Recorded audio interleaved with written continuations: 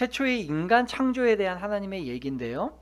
성경은 그 인간의 기원에 대해서 두 번에 걸쳐서 얘기를 하고 있어요. 창세기 1장, 창세기 2장에 걸쳐서 예수님께서 하나님께서 삼위일체 하나님께서 우리에게 그 인간 기원에 대해서 얘기를 해 주시고 있는데, 저는 신학교 다니고 또 신앙생활하고 하면서 왜 두 번에 걸쳐서 얘기를 했는지에 대한 설명은 신학적으로는 들어봤어요. 뭐 편집이 어떻게 됐다, 누구 버전이다 이런 얘기는 들어봤는데, 순수하게 하나님 입장에서 왜 인간에게 똑같은 이야기를 두 번 전해 주셨을까라는 것을 오늘 오후에 한번 같이 나눠볼까 해요.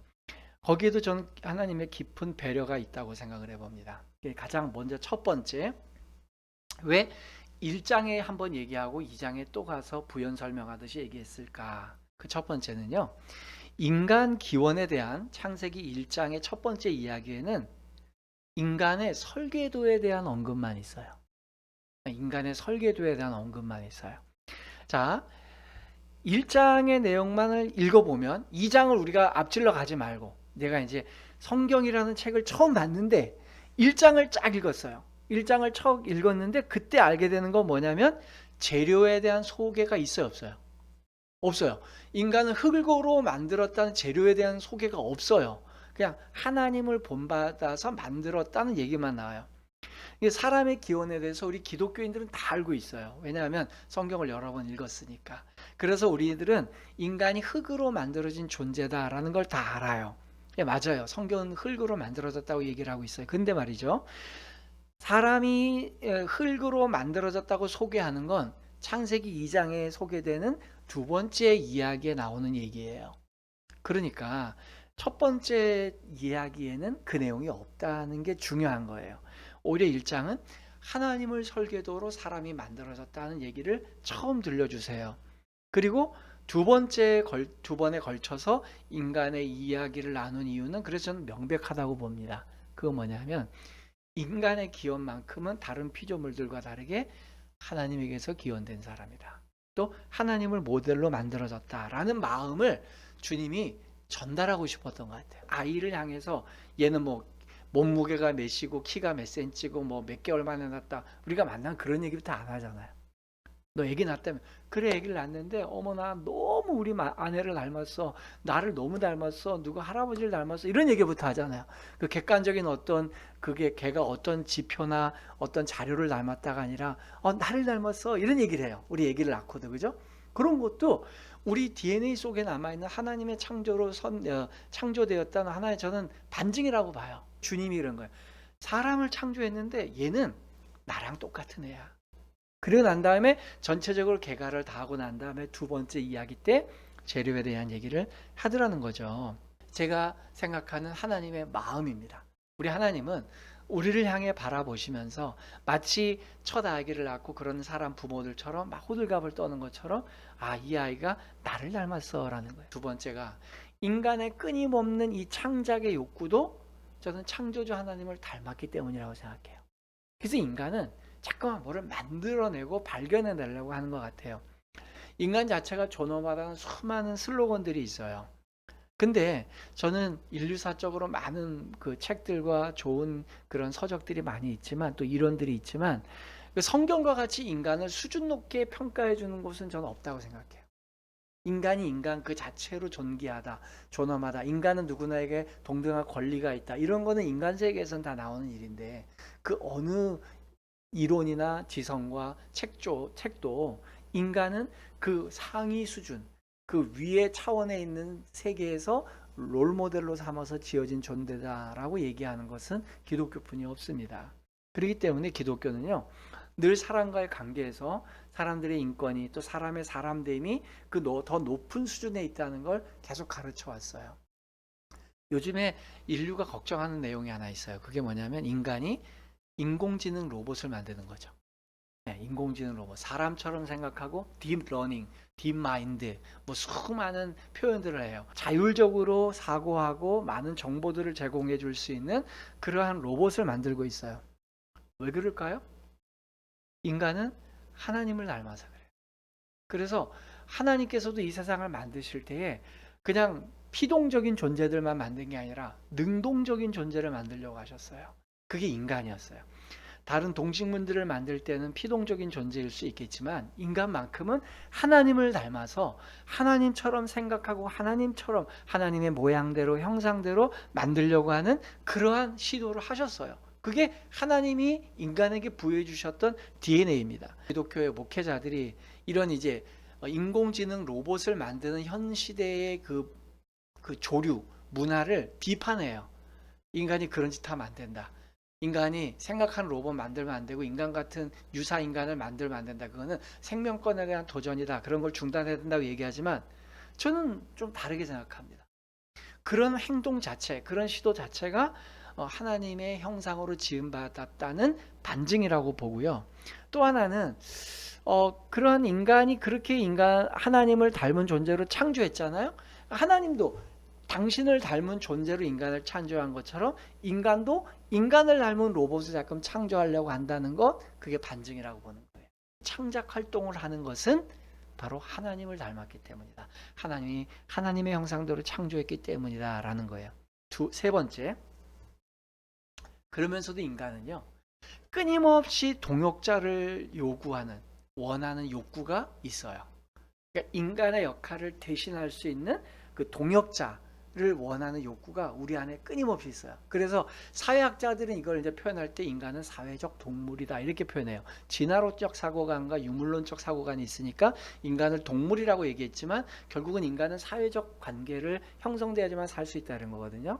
인간이 인공지능 로봇을 만들려는 의도도 하나님의 의도와 동일하다는 거예요. 여러분, 하나님이 인간을 왜 만드셨습니까? 일 시키려고. 그게 원래 누가 할 일이었죠? 하나님이 할 일이었어요.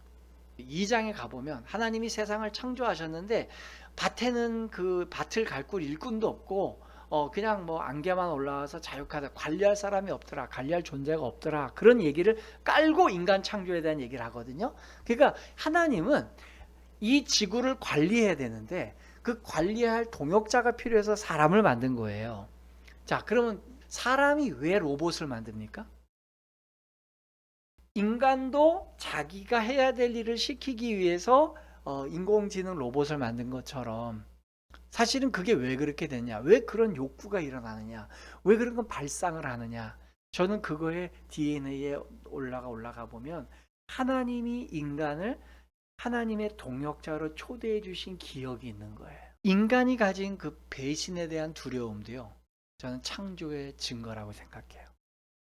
재밌는 게 뭐냐면요, 인간이 인공지능 로봇을 만들면서 초창기부터 갖고 있던 두려움이 뭐죠? 그렇죠, 배신이야. 이 자식이 우리를 배신할 거야. 이 로봇가 분명히 인간을 배신할 거야, 이런 생각을 해요. 그러니까 여러분, 그 인공지능 로봇을 만들면서 인간이 그것을 개발하는 것 이상으로 활발히 논의되고 활발히 거기에 대해서 디펜스하는 게 뭐냐면 이 로봇이 아무리 똑똑해져도 인간을 배신하지 못하게 만드는 게 더 중요하다, 이건 개발하는 것보다 그게 더 중요하다는 논의가 활발히 진행됐어요. 이런 두려움의 원인이 어디서 기원되어 있을까요? 인간의 산업혁명이라는 게 18세기에 엔진을 개발한 거잖아요. 엔진. 그래서 엔지니어라는 말이 그 엔진에 나왔잖아요. 전기기관을 개발할 때, 그때 전기기관을 개발할 때 그런 두려움이 있었을까요? 이 전기기관 엔진이 인간을 배신할 거야, 그런 두려움이 있었어요, 없었어요? 없었어요. 또 하나, 전기는 에디슨이 발견했죠. 뭐 테슬라가 뭐 했냐, 에디슨이 했냐, 그건 이제 뭐 직류 전기냐, 병렬 전기냐, AC냐, DC냐 이런 거 갖고 이제 논의하는데, 그런 어려운 얘기가 아니라 에디슨이 됐건 테슬라가 됐건 전기를 이렇게 발견했을 때, 와, 이 전기가 인간을 배신할 거야, 이런 생각했을까, 안 했을까요? 안 했다고요. 그러니까 제가 지금 말씀드린 거냐면 그 당시의 산업혁명과 그 당시의 전기의 발견은 획기적인 거였어요. 첨단이었어요. 인간이 말이나 생물체가 아닌 다른 힘으로 인간의 몇 배에 되는 에너지를 얻을 수 있다고, 이거는 굉장히 코페르니쿠스적인 전환이었어. 그런데 그런 기술이 개발될 때 인간은 두려움을 안 느꼈어요. 오히려 유토피아적인 환상을 가졌어요. 야, 지금 100명이 일할 거를 한 명이, 이 한 기계가 하는데 10명이 할 걸 지금 기계가 하는데, 이런 이제 어떤 인간이 갖고 있는 유토피아에 빠져가지고 인간은 드디어 인간 스스로가 지구상에서 유토피아를 만들 수 있겠다라고 생각했어요. 그 유토피아를 만들겠다고 꿈꾸다가 만들어낸 결과물이 세계 제1차, 2차 세계대전. 인간들은 그거에 대한 두려움이 없었어요. 다른 기술과 다른 원천 기술을 만들 때는 없었는데 왜 유독 스스로 생각하는 존재를 만들 때는 두려움을 갖냐는 거예요. 인공지능을 만들 때는 왜 두려워하냐? 그게 혁신적이어서가 아니라 나와 동등한 입장이 될 수 있는, 나와 같이 생각하고 나의 같은 지능을 갖고 있는 존재가 나타날 때 내 통제권 바깥으로 갈 것 같은 두려움을 갖게 되는 거예요. 왜 그러죠? 인간치가 그랬으니까. 인간은 그래요. 이 트라우마, 자기가 겪은 분야의 일은요, 다른 사람들보다 유독 예민하게 반응해요. 인간이 다른 첨단의 기술 문명을 발달시킬 때는 그렇게 긴장의 끈이 없고 두려움이 없다가 왜 자율적으로 사고하는 존재인 인공지능을 만들 때 두려워해요? 지가 그랬으니까. 인간은 하나님의 모양과 형상을 따라 만든 유일한 창조물이에요. 근데 그 인간이 하나님을 배신한 거예요. 하나님이 금지하는 거 딱 한 거였는데 그것마저 하면 나도 하나님하고 똑같아지는 거잖아. 그 금기를 넘어서면. 이게 인간이 지은 최초의 죄죠. 이제 그러다 보니까 사필귀정이에요, 사실은.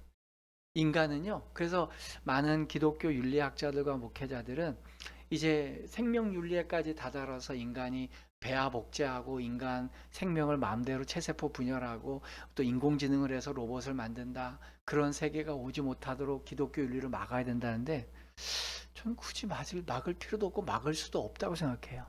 인간의 그 욕구, 그 훼손된 하나님의 형상의 욕구는 계속 진행될 거고 그 일은 진행될 겁니다. 그럴 때 인간은 뒤통수를 세게 맞을 겁니다. 아마 인공지능 로봇이나 배아 복제된 복제 인간들에게 뒤통수를 세게 맞을 거예요. 그때 비로소 뭘 깨달을까요? 하나님의 마음을 깨달을 거예요. 아, 주님이 이렇게 배신당했구나. 인간은요, 하나님만큼 완벽한 신의를 가지고 창조한 창조주가 될 수 없습니다. 인간은 인공지능 로봇을 만들었어요. 하나님은 인간을 만들었어요. 스스로 생각하는. 그럼 두 창조주를 비교해 보자는 거예요. 인간을 만든 창조주인 하나님과 인공지능을 만든 인간과 비교해 보자는 거예요. 그럴 때 하나님이 인간을 만들 때 창세기 어디에도 야, 이 인간을 만들 때 인간이 우리를 배신하지 못하게 하자. 어떻게 어떤 장치를 하면 인간이 우리를 배신하지 않을까? 그런 고민과 그런 장치를 했어요, 안 했어요? 안 했어요. 오히려요, 배신할 기회를 줬어. 전 여기서 너무 감동해요. 인간은요, 배신 자체라는 개념을 모르게 인공지능을 만들어. 아담과 하와에게는 100%짜리 자유의지가 있었어요. 프리윌이 있었는데 그 자유의지는 100%짜리였어요. 100% 배신 안 할 수 있는 자유, 100% 배신할 수 있는 자유, 그거예요.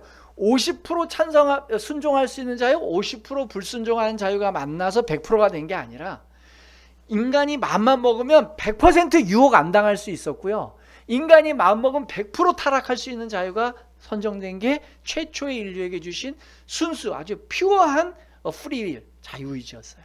근데 인간이 그걸 쓴 거야. 그 100%짜리 순종이 아니라 100%짜리 불순종을 쓴 거죠.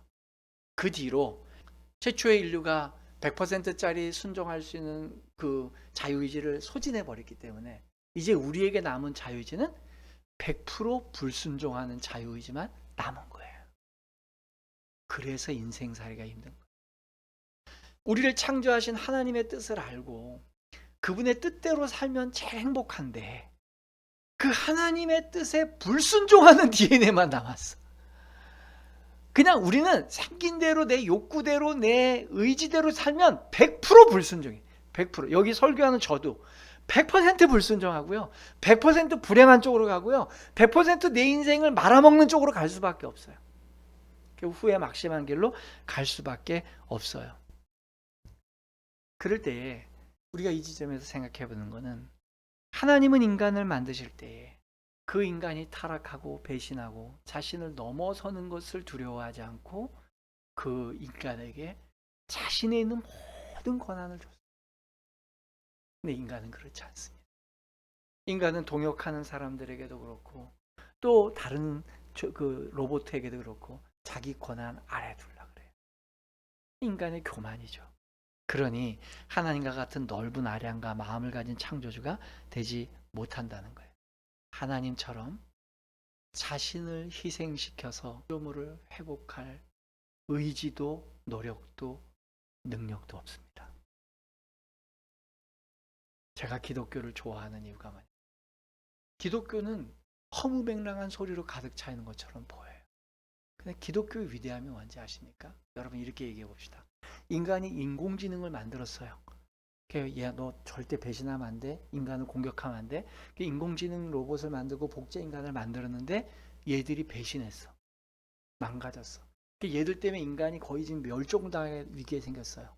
그때 인간 중에 자기의 하나뿐이 없는 아들의 심장을 꺼내서 이 아이를 죽이고 차라리 그 AI를 살려서 원상복귀시켜서 타락하기 이전, 배신하기 이전에 그 기계를 살릴 수 있는 방법은 네 아들 죽이는 수밖에 없다 할 때 할 수 있는 사람이 있어 없어요?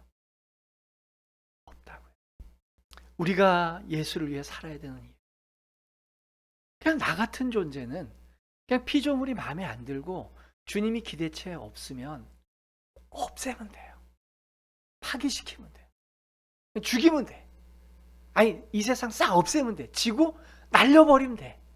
그리고 또 하나 지고 만들고 새로 창조하면 돼.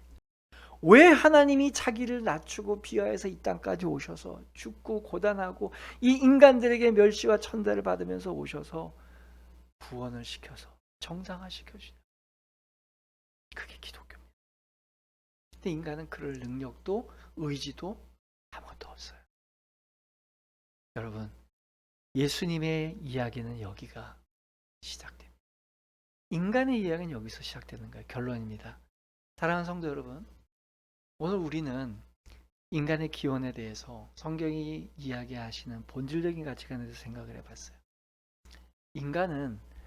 성경은 인간이 최초의 하나님을 모델로 만들어진 존재라고 얘기했어요. 그를 흙을 갖고 만들었음에도 불구하고 첫 얘기 때는 그 얘기를 꺼내지 않았어요. 왜? 스스로 하찮게 여길까봐. 그런데 두 번에 걸쳐서 반복적으로 이야기를 하면서 첫 번째 이야기에서는 너는 나를 닮아서 만든 거야. 이 얼마나 위대하고 감격스러운 초대고 대우입니까? 하나님께서 그의 백성들을 하나님과 같은 수준으로 초대해 주시고 대우해 주시는 거예요. 그리고 그렇게 초대해 주셨음에도 불구하고 인간은 최초의 타락한 DNA가 우리 안에 있기 때문에 끊임없이 하나님에 대해서 반항합니다. 왜? 하나님의 형상이 훼손되었기 때문이에요. 그런데 그 고장나고 훼손되고 회파된 인간을 위해 하나님께서는 자기 아들을 죽여가면서까지 구원의 길을 열어주셨어요. 그분을 위해서 합시다. 그분의 뜻이 뭔지를 이해하고 하루를 살더라도 주님을 위해서 하겠습니다. 그 고백이 여러분들에게 있기를 주님의 이름으로 부탁드립니다. 아멘.